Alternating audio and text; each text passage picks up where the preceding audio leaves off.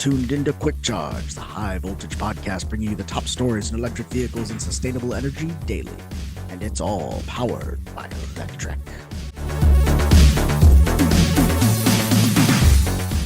Welcome to Quick Charge. It's July 9th, 2025, and I'm your host, Joe Boris. With all the craziness going on this week, it's no wonder that we've been talking a whole lot about Tesla, but there's a lot more to the EV space than Tesla. So today we're going to talk about everyone else. You can hardly see it there, but there's a great review on the site right now talking about the new quad motor Rivian R1T, the second generation of that truck. And that is being called the new Halo EV that everybody has to have.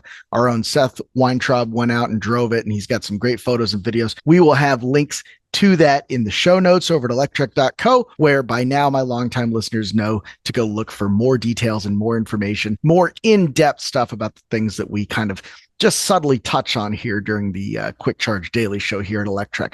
The other big news is that Lucid Air nabs the Guinness World Record for longest distance traveled by an EV on a single charge. This one's also by Scooter Doll. It's about Lucid's flagship Air sedan.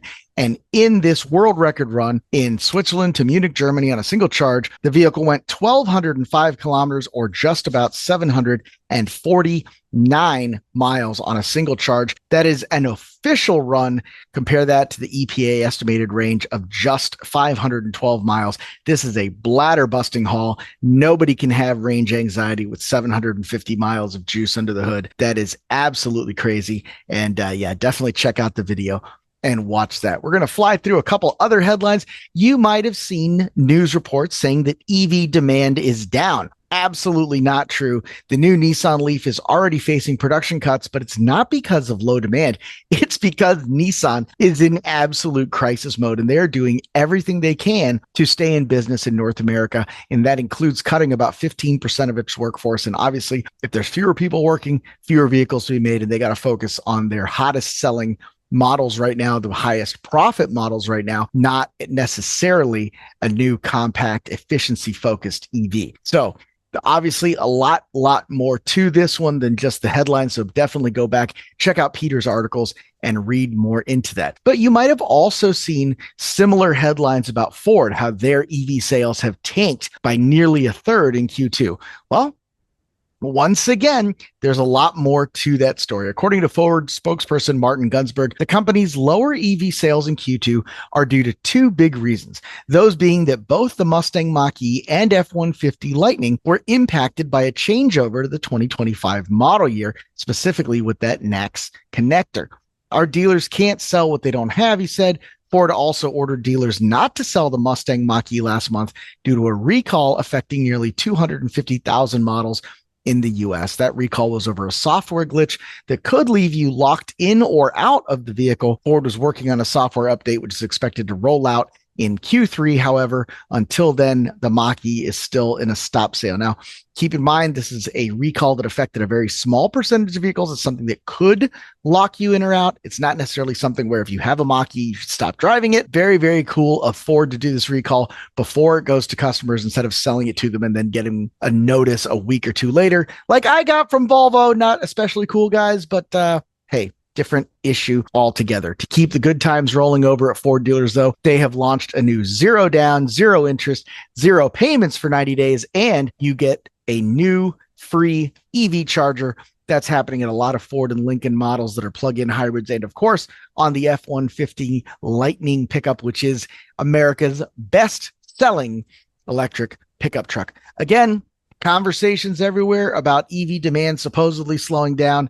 We're just not seeing it. The data is not supporting that, even though the message from certain politically minded or corporate-owned news entities is very, very strong, hoping that you'll believe it. But Porsche is selling a lot more electric Macans than it is gas ones. Obviously, more to that story as well, but the fact remains they're doing great with those, and they've got a new upcoming Cayenne EV, the Cayenne, of course, being that trail-breaking SUV that Porsche first brought out at the start of the century, which in many ways, I mean, very objective ways, saved the brand so they can continue to keep producing 911s and Caymans and Boxsters and all those fun cars that you want to talk about and write about. Very exciting stuff. Porsche promised the new electric SUV will set new standards, and it's already proving it ahead of its final official reveal. The Porsche Cayenne EV proved its might by towing a 100-year-old classic car and trailer weighing more than 3 tons in public around Germany. So very, very cool.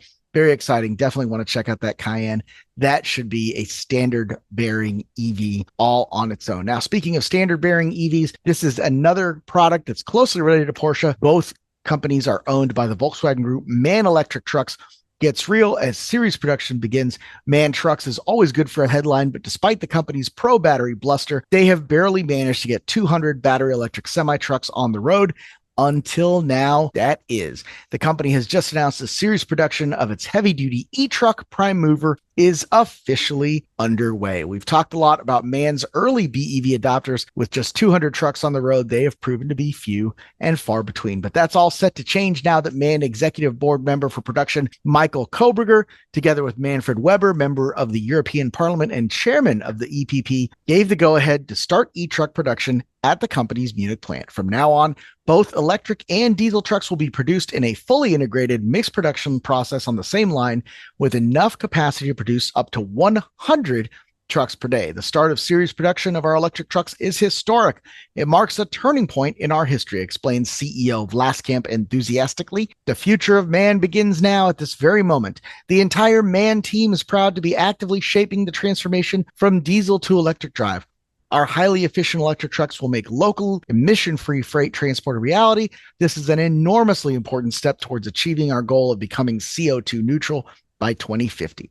The fact that we can manufacture electric trucks on the same production line as our state-of-the-art diesels also gives us enormous flexibility and increases production efficiency. MAN says the plant's capacity is 100 trucks per day, citing about 8 hours to produce one of its heavy-duty semis. Interestingly, though, it doesn't seem to matter whether the trucks are diesel or battery-powered. They can produce them just as quickly and right there on the same line. A little more detail, some photos of the assembly line, really cool stuff over there at the article. Again, check that out in the show notes. Now, finally, we like to talk about sustainability. We like to talk about energy. We like to talk about the grid. Today is no different, but I'm a little bit disappointed in this article. I have been getting press releases from Storen about vanadium flow batteries for several weeks now. I've checked it out. It seemed like a really cool new technology that I had never heard of. So I've done a little bit of research on this just to kind of try to understand what it is, what it was, how it works, and of course, how it compares to the Tesla Powerwall, which has really become kind of the standard, or if not the standard, at least the go-to integrated solution that all these home solar customers who are looking to add battery backup seem to be going for. It's certainly the most quoted package out there. So as I got into this, I did some research on the flow battery. I got some diagrams from Wikipedia. I gave a little explainer of how it worked, and I got really excited about it. The problem is that Storen battery is still only available to initial investors or in a Kickstarter style format. And I didn't realize that that was the case until I got further into it and the article was already done. So I'll probably end up doing an update to that. If you're looking for a Tesla Powerwall alternative and you're looking for some different battery chemistries to get more excited about, check out this article instead from May 30th, Opinion. It's time to start recommending some Tesla Powerwall alternatives. I'll update one or the other, and I'll either add the Venadium flow to this one or add a link to this to the Venadium one. So by the time you're listening to this, it should be resolved already. But man, didn't mean to get you guys excited about those Venadium flow batteries.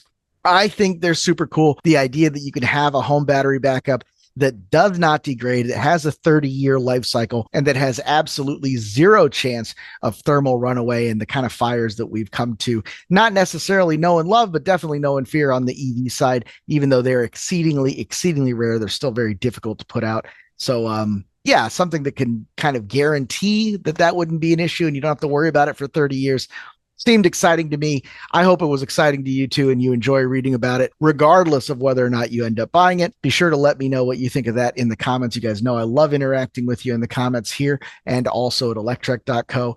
I will be out for the rest of the week, but I will be back early next week, so be sure to tune into that. Check out Seth and Fred on Friday, and of course, Mike Atoll over the weekend. Thanks so much for listening. Like and subscribe, and don't miss any of these.